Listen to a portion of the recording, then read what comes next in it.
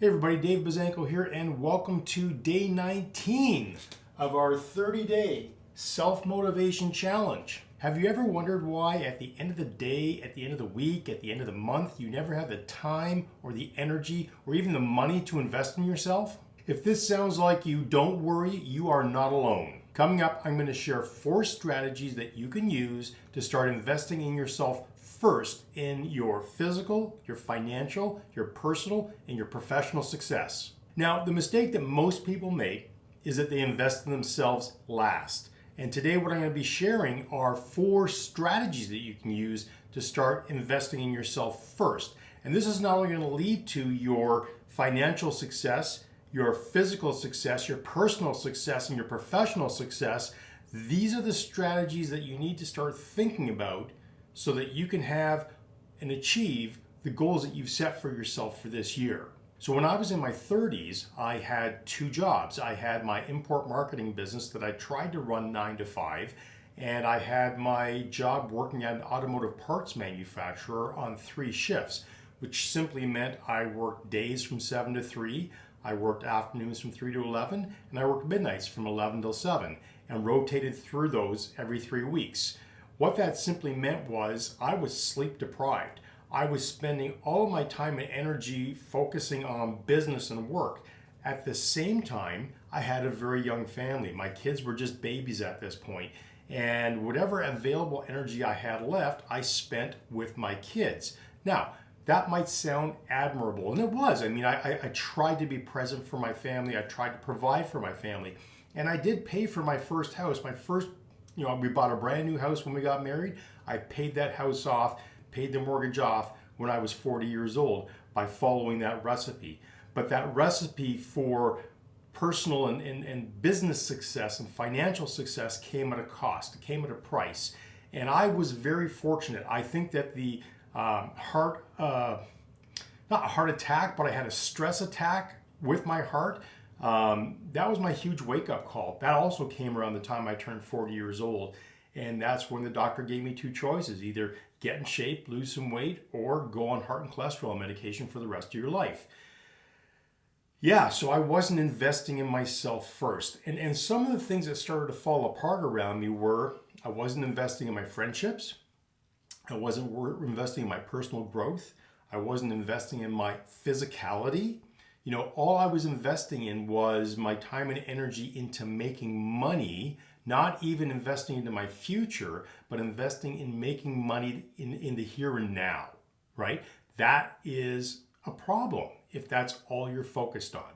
So today I'm going to share 4 strategies for you to take all 4 of those pillars of resilience, and I'm going to share a mistake, and I'm going to share how to alleviate that mistake so that you can move forward and achieve all your goals in life. Step 1 is physicality. So when it comes to your fitness, your diet and your exercise, you need to invest in yourself first. You need to plan out what you're going to be eating in a day. Plan out what you're going to eat in a week.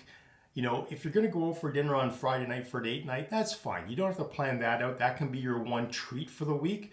But beyond that, really, you should get into a routine of understanding the nutrition you're bringing into your body and when you're going to work out. Because I'm going to tell you right now, if you say to yourself, if you're a busy dad like I was, if you say to yourself, you're going to work out at the end of the day, guess what? You're not going to have the time or the energy to do that.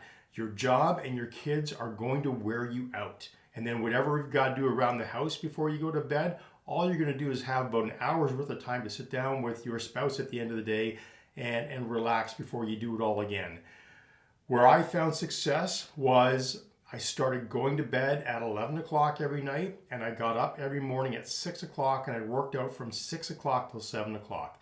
That was my time slot for working out. And sure, it was a problem in the beginning getting up because getting out of a warm bed, especially in the wintertime, is hard to do.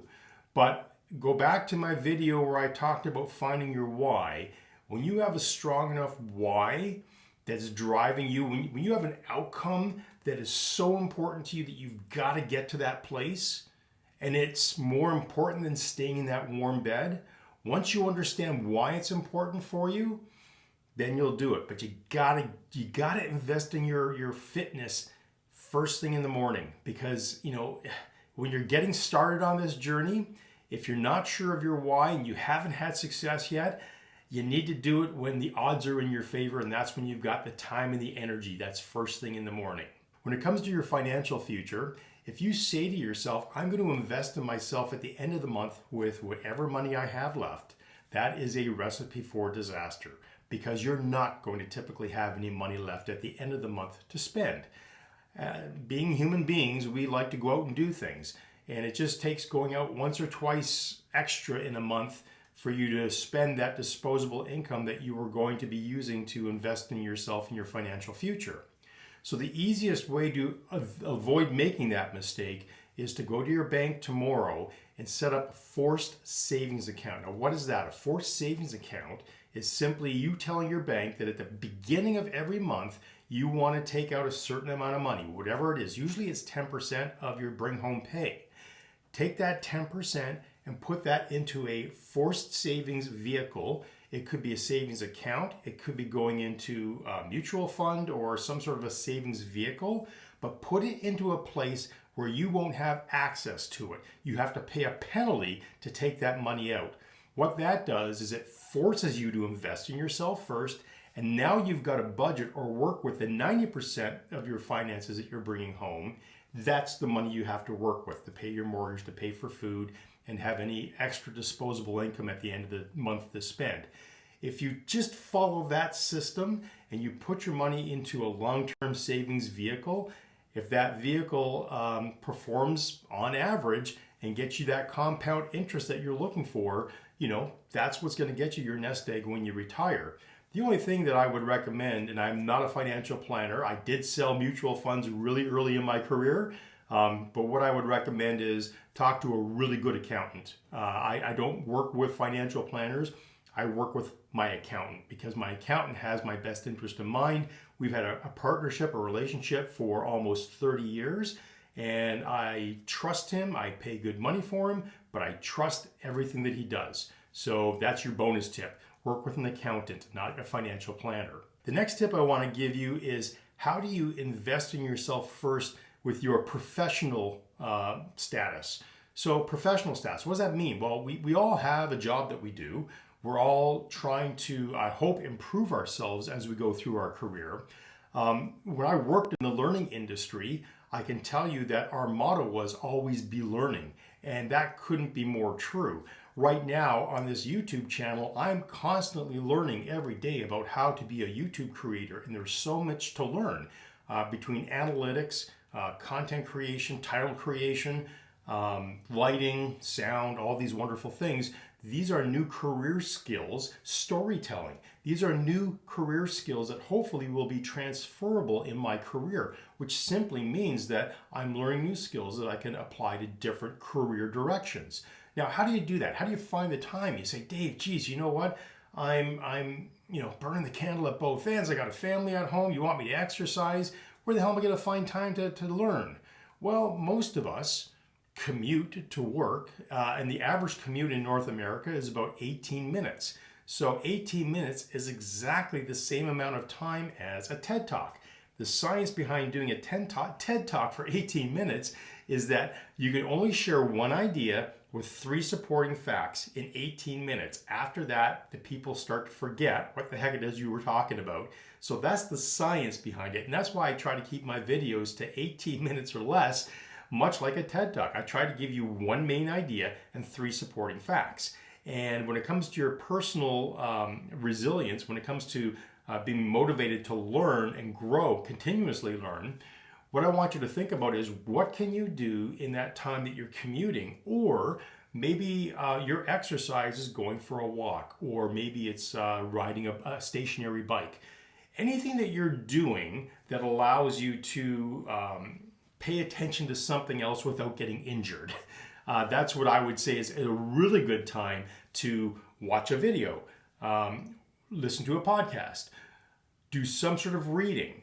Find something that you can do to move yourself forward, but do that, multitask in that time when maybe you're sedentary, you're sitting, or like I said, I tend to watch these videos on YouTube, training videos, while I'm on my stationary bike, putting in an hour every day when I'm not out for a run.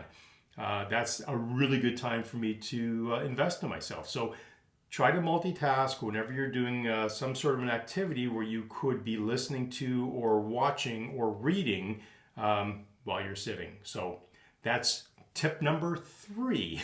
Tip number 4 is a fun one. This is your personal relationships. So I went to a networking event once in Toronto. It was a LinkedIn networking event. And the speaker had everybody pull out their cell phone. He said, I want you to go to your contacts. He says, now I want you just to start hitting with your finger, scrolling through your contacts. Don't look at your phone, and then hit it and stop. And then you'd have to look at your phone, and whoever's name it stopped on, you had to send them a text. Didn't matter whether it was a friend, a business contact, whoever, you had to send them a text and just said, hey, just thinking about you, hope you're having a great day, take care. Something very simple like that. So you'll be amazed at what comes back. And I landed on a friend I hadn't spoken to in probably 5 years. And sure enough, I sent the text, and while he was giving his talk, he said, I want you to put your ringers up on high, and I want to hear the dings as the responses come in. And as we were sitting there, ding, ding, ding, people are getting responses. They're pulling their phones out. And he's going, I want to hear what they say. And we were all reading the response. Hey, I just got mine. You would read what they would say. But look at the smile on my face, right? What that's doing, it's the worst thing I think possible is for you to sit back and say, I'm going to wait for my friends to call me first. A phone works both ways, they can call me. Look at my face, look at my energy. It's very negative because when you get in that, oh, they can call me, it works both ways. All of a sudden your demeanor just changes. But when you say to yourself, hey man, I'm going to reach out to my friend today and I'm just going to send him some good vibes and see what comes back. I do that with there's a group of about 10 friends that I do that with. And some of us are a larger group, like a text group, others just individually. But man, every time I send those out, every time I think about somebody who I care about in my life, and I haven't heard from them in a while, I send them a text. Hey man, hope you're doing good. Just thinking about you. Have a great day. Just send positive vibes out into the world. Harvard University did a study. It was a study on happiness. And what they discovered was in life, it is not the amount of money you make, the possessions that you have, the job that you had that causes you to have your relationship with your wife or whatever. Those things don't cause you to have your greatest amount of happiness in your life. What causes you to have your greatest amount of happiness in life are the friends that you have around you. Now, I consider my wife to be my best friend. I consider my kids to be my kids, but they're also adults, and we're friends. We communicate, we talk to each other. But I've got my friends who, when things get hard with your families, as they often do, and you need somebody to talk to, other than a therapist, for men especially, it's really hard to open up. And what I would suggest to you is start connecting with your friends. When you greet them, give them a hug. Don't shake them a hand. Don't give them a bro hug. Give them a hug. Say, hey man, how you doing? Glad to see you, right? It's that intimacy that men tend to not have in their lives that causes them a lot of stress and anxiety, and that leads to bad things. So if you just allow yourself the grace to open up, the vulnerability to open up, I went away this weekend with my wife and our 2 kids and their significant others, and first time ever I hugged my daughter's boyfriend, and they've been together for 10 years. And we went to shake hands, and I went, nope, coming in for a hug. Gave him a big bear hug, and as a dad, that's my daughter, you're her boyfriend. I know you've been living together for a few years, and you're sort of taking strides in a certain direction, and it's just important for him to know that I'm not the big angry bear that's here to just intimidate him. I used to say, and it's kind of funny, Short story, I used to coach high school rowing. I coached my son in high school rowing, and then I coached my daughter in high school rowing. And that's where my daughter met her boyfriend, was during high school rowing. Now, my son had no issues with me coaching in high school because, I was just one of the guys. I worked out with them, I trained with them, and it was a lot of fun to be around those guys. I inspired them. When I started coaching the girls, as my daughter was going through high school, in the second year, she says, "Dad, can you stop coaching rowing?" And I said, "Well, why, you don't want me there?" And that was a little heartbreaking. And she says, "Here's the problem. You keep scaring the boys." And then I thought about it, and I would always say to the boys, when I introduced myself at the beginning of the year, I say, "Hey, I'm Dave. I'm Caitlin's dad. And guess what? You guys might be able to outrun me in a short period, and I mean might, but guaranteed, I will catch you." Apparently that didn't go over too well with my daughter. So yeah, I got asked not to coach coach rowing anymore. And long story short, she started dating one of the other rowers. And well, they're still together to this day. I think it's almost 10 years for them now. And for 10 years, I think my relationship has been a little bit strained with my daughter's boyfriend, just because, maybe I can be intimidating sometimes. But the idea is, you got to get over that. You got to get over that, and you got to start having more good conversations with the people around you, especially those who might be a little bit nervous or intimidated by you. If you've got kids, which I hope you do, or if you're a dad and you're watching this, you may not be 100% keen on your kids' significant others. At times, you've got to realize it's not your journey, and you can give the fatherly advice when it's asked for.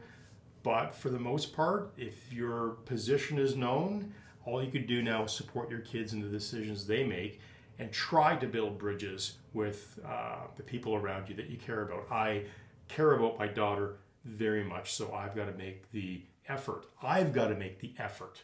Not the boyfriend has to make the effort. I've got to make the effort to build a relationship. Because if I stand around and say I'm going to wait for him to win me over, I'm going to be waiting a long, long time.